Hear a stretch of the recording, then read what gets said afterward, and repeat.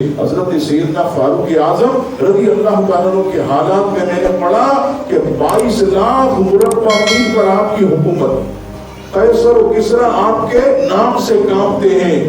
لیکن اہل مدینہ نے کیا دیکھا؟ سخت مدینے کی گرمی، دن کا وقت، دھوپ کے عالم میں آپ نے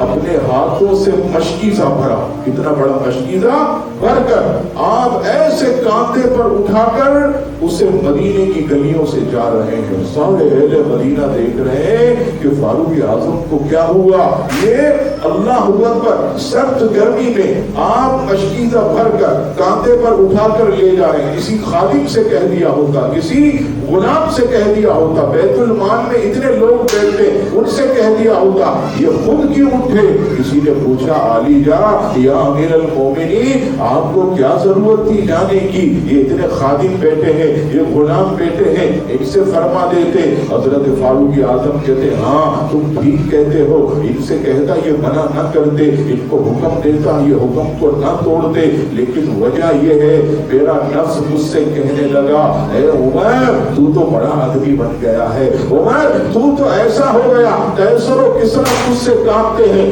اے عمر تو جو ہے آج مملکت اسلامیہ کا بادشاہ اور شہنشاہ بن گیا۔ اے مدینے والوں جب نفس نے مجھے بھڑکایا تو میں مشکیزہ کاندھے پر اٹھا کر اس کو اپنی اوقات یاد دلا رہا ہوں، اس کو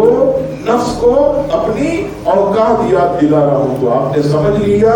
کہ نفس امارہ جو کہ گناہوں کی طرف مائل کرتا ہے۔